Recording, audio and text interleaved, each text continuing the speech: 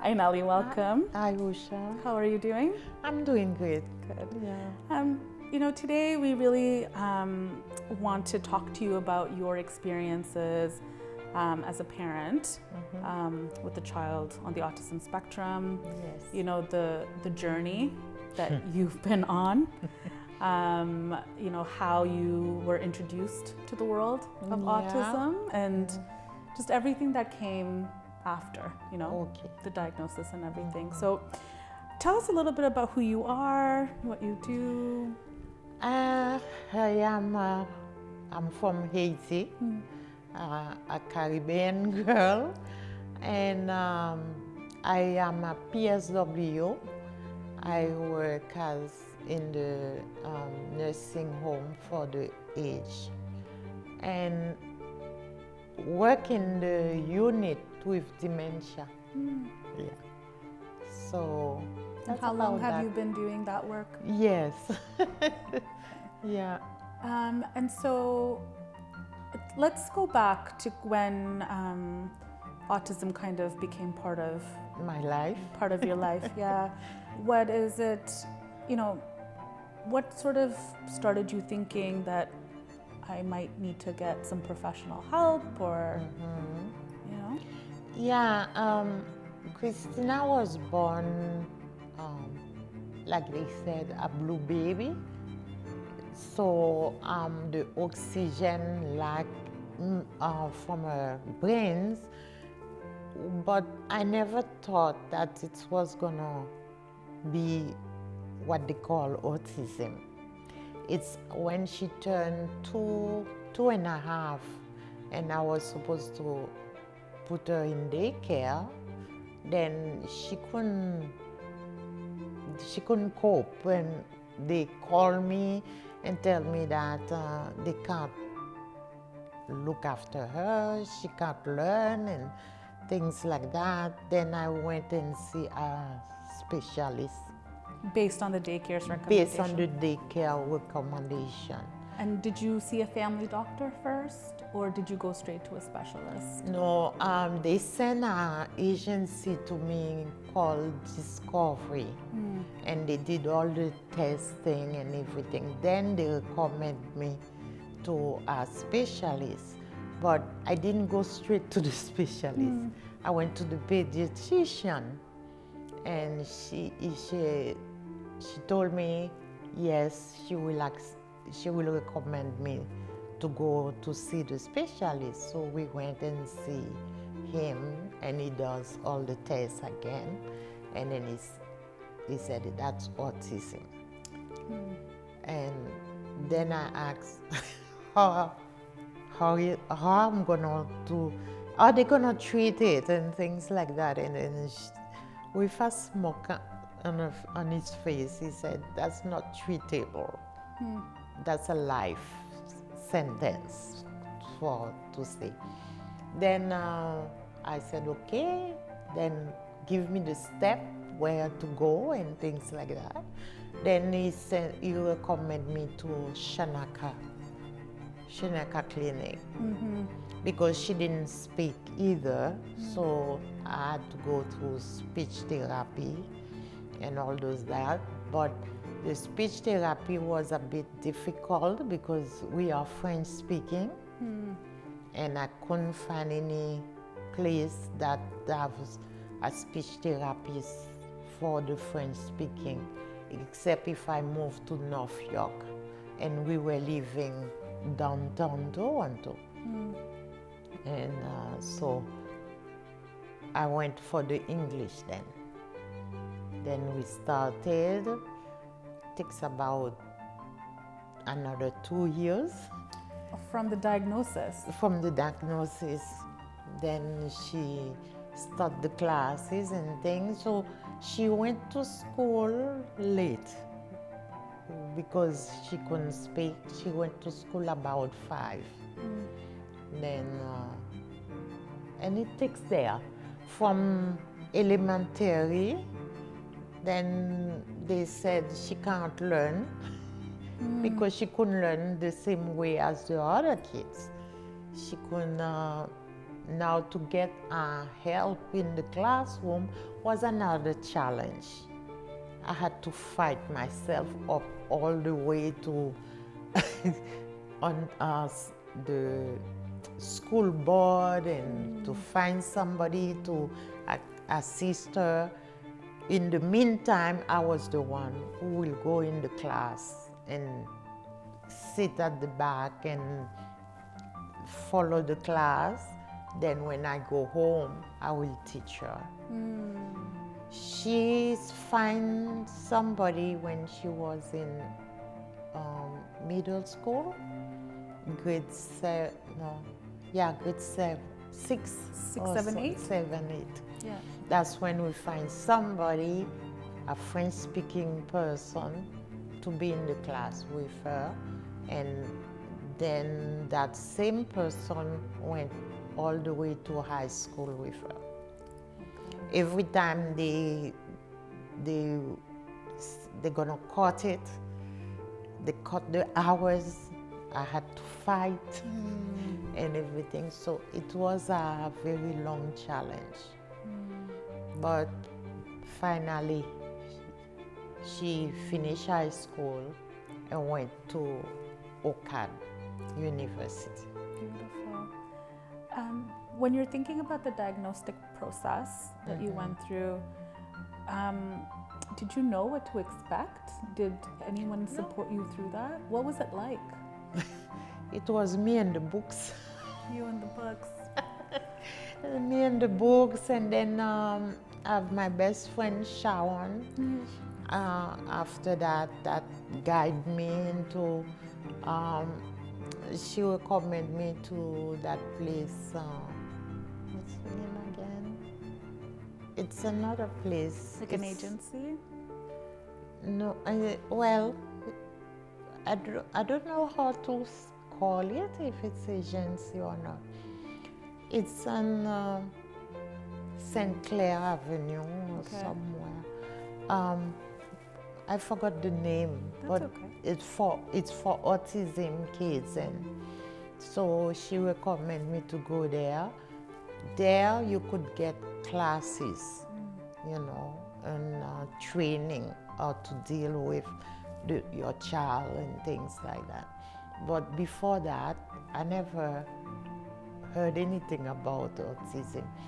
My pediatrician gave me some example of people that make it, so I shouldn't be discouraged and things like that. But not a big exposure on autism. But when you went through with the specialist, was the assessment kind of explained to you, you know, what they would be doing? Were you kind of involved in the process, or was it just kind of, they did the assessment? No. This is it, deal with it. Deal with it. So, you know, thinking back, what do you think could have been done differently in that, just in the diagnostic process, to have supported you as a parent? More support groups, people who've been there, you know, could tell you, okay, this is what I did, and this is the way to go. But there was not that. I was left alone, you know, and the child, you know, so I'm the one looking for, doing my own research. At SAAAC, they used to have pamphlets or books and things they will give you to read and find out on your own what to do. But there wasn't groups for the parents, no. Nothing like that. Nothing like that. So would you say it was a really isolating experience? Yes, it was. Yeah. Very. It's still. Still. Yeah. Still. Yeah. Because now it's from mouth to, you know, the word of mouth, like, oh, like my friend Sharon will tell me, oh, there's that book there, and that's how we end up today here. If not, I wouldn't know. Right. Right. So it's not transparent enough. No. And there's no one to really connect you in that process to say, oh, now this is happening, next this is going to happen. No. And in that kind of a journey, would that have been helpful? Yes, that would have been helpful. Yeah. Even now, because now if anything happens, it's not getting better. It's getting worse. It's bigger problem. And I will go to, and then there is not enough psychiatrists those days. She's on a waiting list for about, must be 5 years now, for a new psychiatrist because hers went to the state. And there was it was a husband and wife, and the wife wasn't able to take the patient of his, the client. So I'm on a waiting list with her, with Bushmont Hospital for a new psychiatrist. Right now she have one that willing to see her, but my daughter don't like her, so it's not happening. There's a shortage of psychiatrists, a shortage of support. Especially, I don't know for the French, because Anglophone people, maybe they get help, but the French, no. Not at all. So even that whole process was done in English? Yes. Yes. While my child is in French school. Right. So there's a big disconnect there. Big disconnect. Yeah.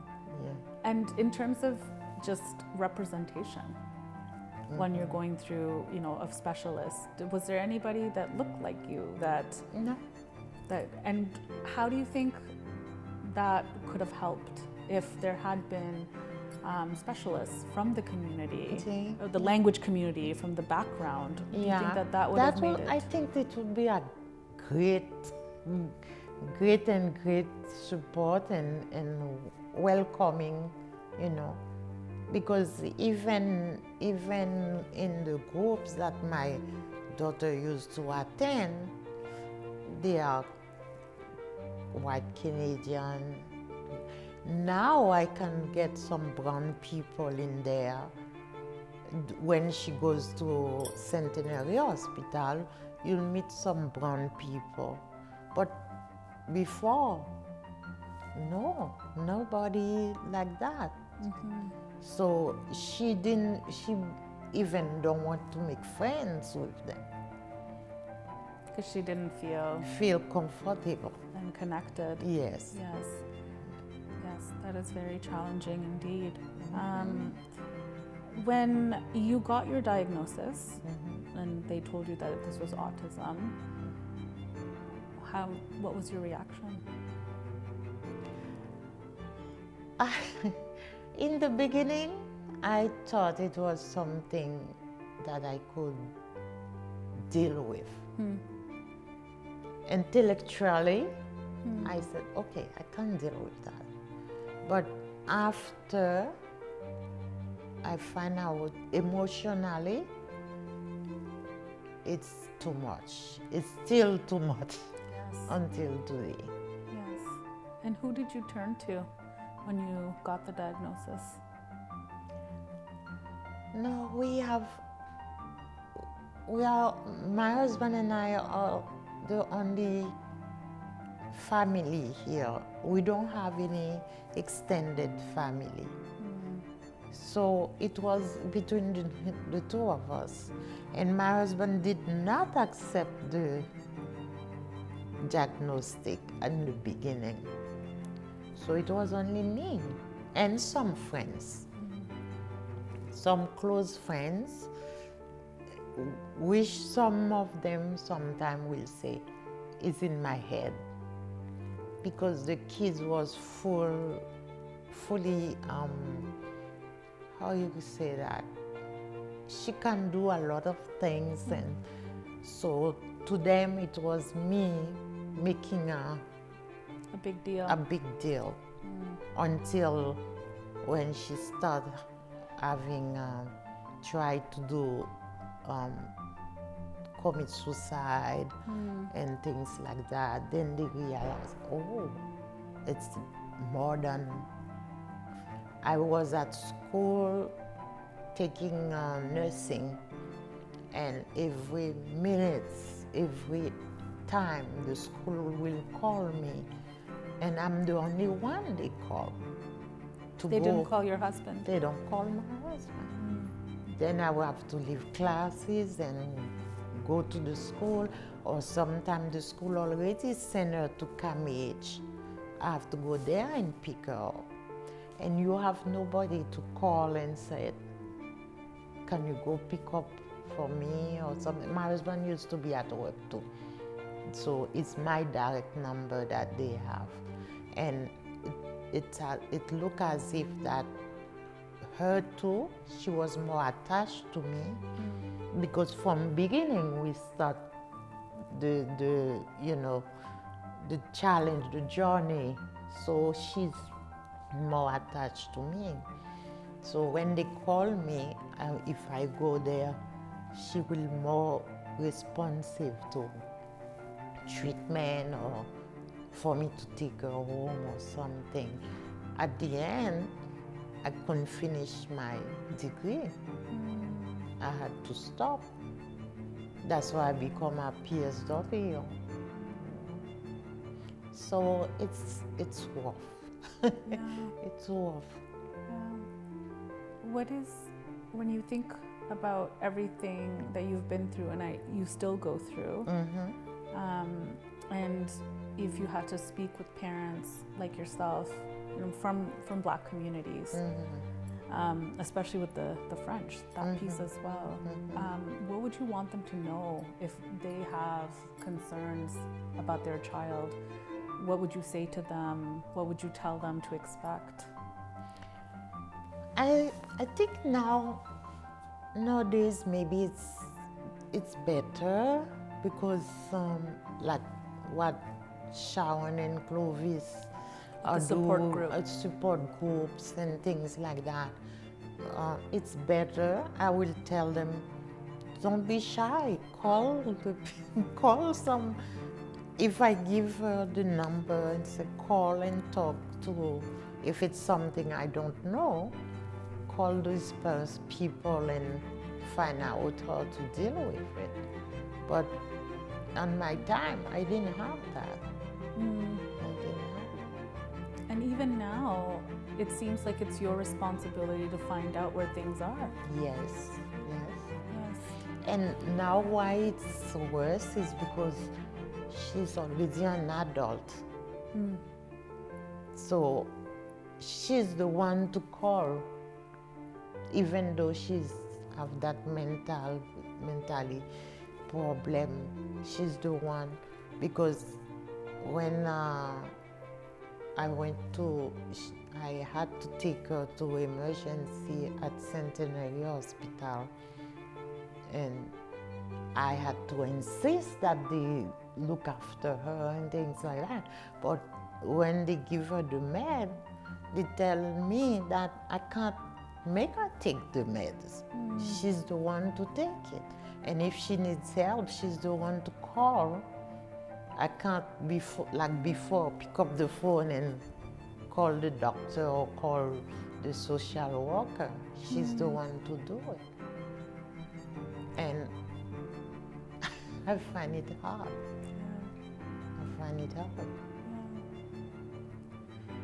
What would you say when you look at the diagnostic process from start to finish, like from I have concerns to now here is the diagnosis?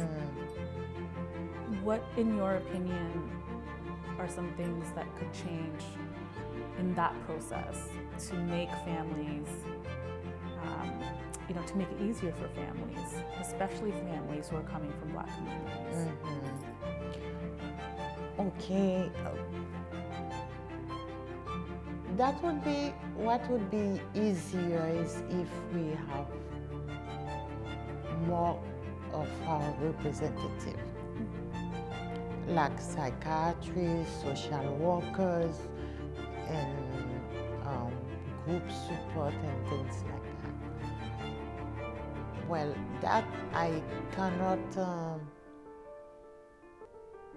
I don't know if the school have the power to encourage the Black community to go in that field, or the parents to,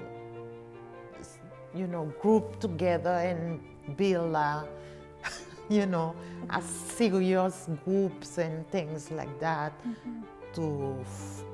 of formation for new parents, because at my time I find out it was autism.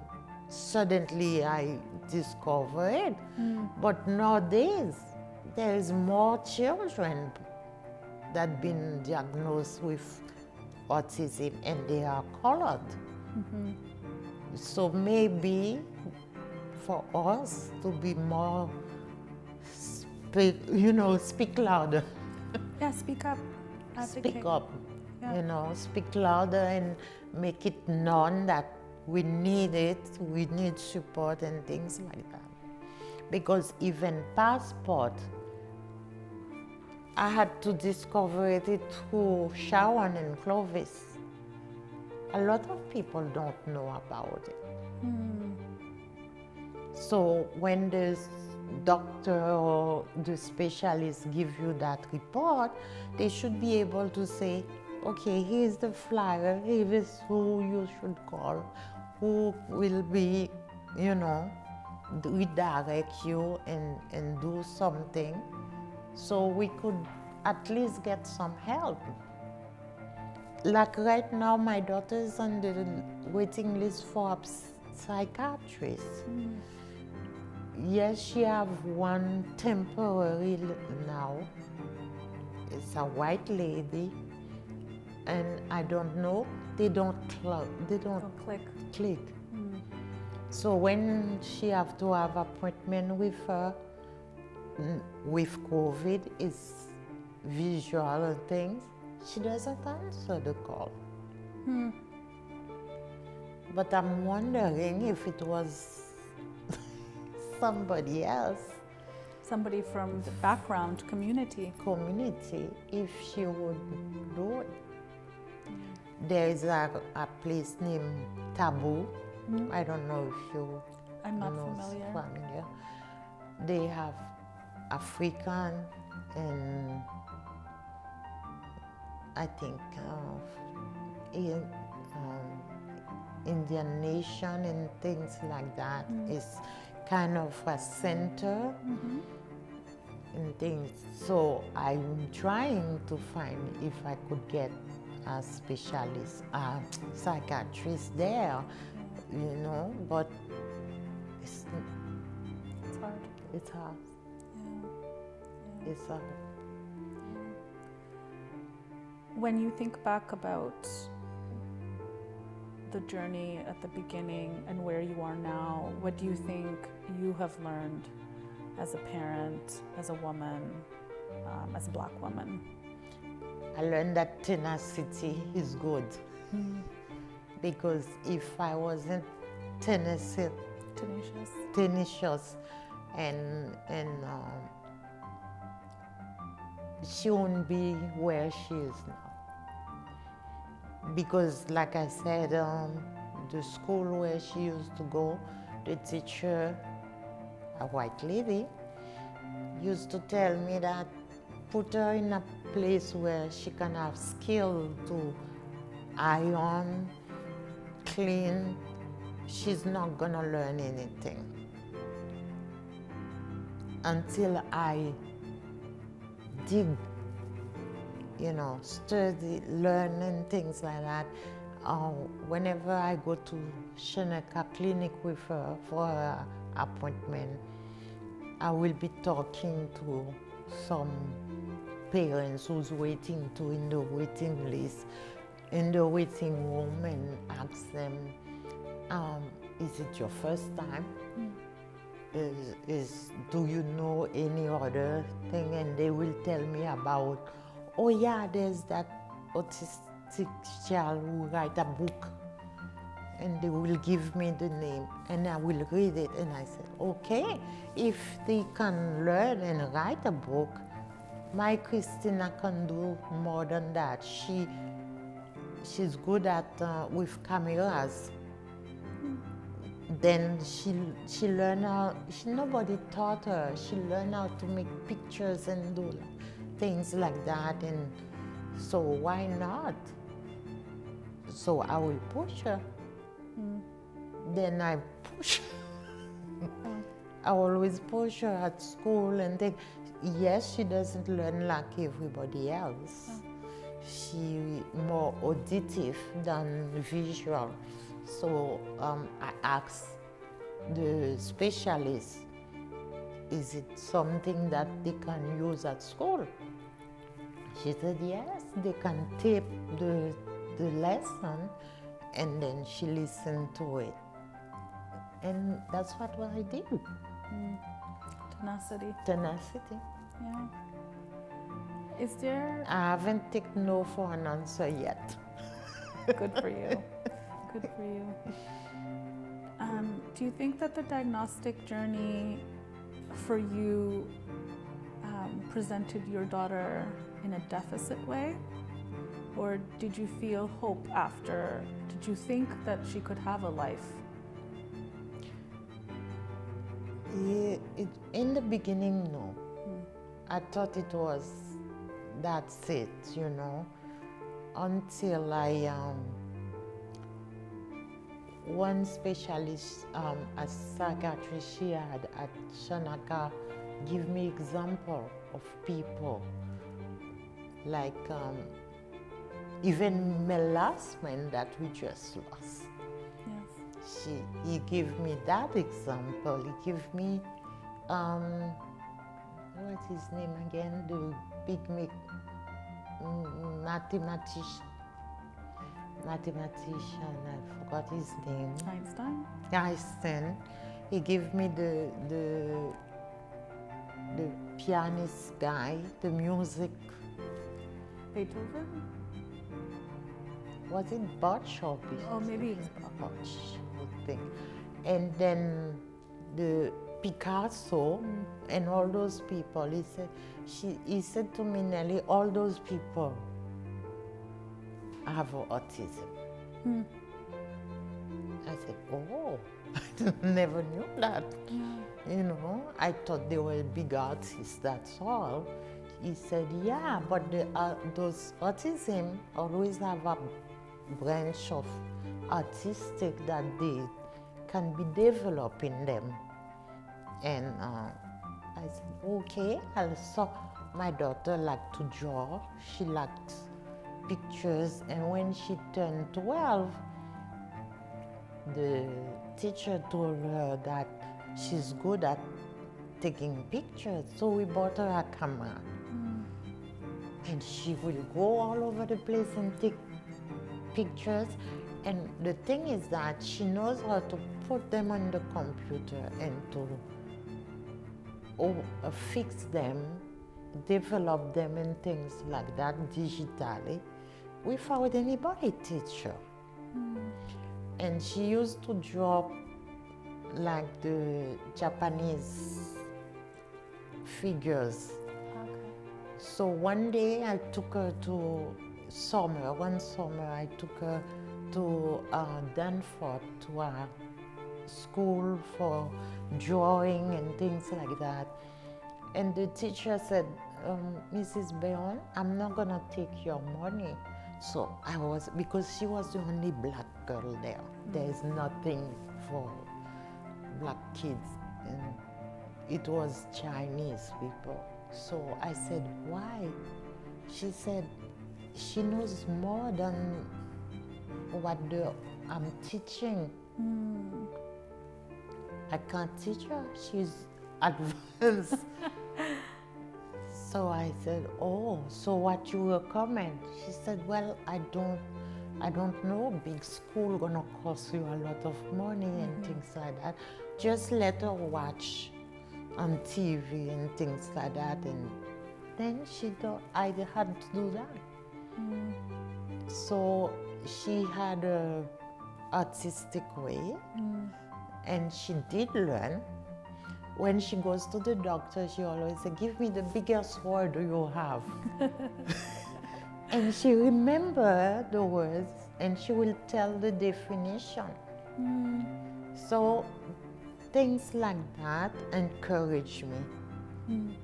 Encourage me, so the diagnostic wasn't at the end, not the beginning. At the end, I have hope that she will be able to live and things like that. But under the umbrella of autism, there is the Asperger's. And so she can't like keep her 8 to 5 job. She can't take direction and things like that. So that's a part too that's really saddened me, because she's very intelligent, but she will not be able to keep a job unless if she have her own business, you know. So, and I don't know where to turn for guidance on that part. That's hurt too. Yeah. And what do you think specifically with autism, with getting diagnosed as a Black child, as a Black parent, you know, do you think that was different for you perhaps than English speaking or Anglo families, in your opinion? I never compare. To me, like, I never have other people, like different race that have a child with autism that I keep in contact.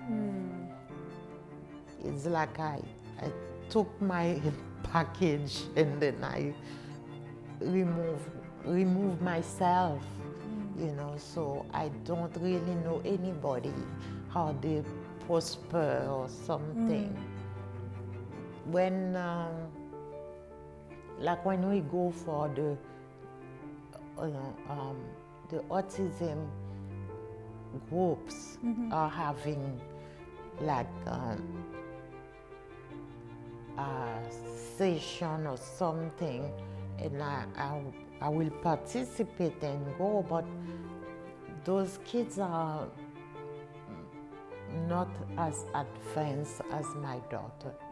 So it's not, I can't say, oh, he's flourishing or she's flourishing. Why is that? Because either more challenged than my daughter. So we are on the same level. So I don't really know, and I never compare. As a final word, what would you say to families who are about to start this process? Don't take no for an answer. Push and get, because like, yeah, you're gonna find blockage. Your kids need somebody to guide them or work with them. At school, they're gonna tell you, oh, the government cut that services. We don't have that services anymore. Well, put yourself in that position. Said, I'll do it free. I will be in my, that's why I end up working night. Because during the day, I was in the classroom with my daughter. I'm taking her to the appointment because you don't have anybody, agency or something to come and take your daughter to the appointment. So be there for your kids. Be present in everything. And when they tell you no, find out what's stopping. Well, why that no? You know, you find out if it's from the Board of Education you have to go. I always do that. I will call my representative and ask them why there is a pot on that specific place or something. Then find results. Yeah, don't take no. Nellie, thank you so much for your tenacity. Thank you. And for your time and for sharing something very deeply personal. Yes, thanks. And I think a lot of families will really resonate with this. Thank you for the opportunity. Thank you for being here.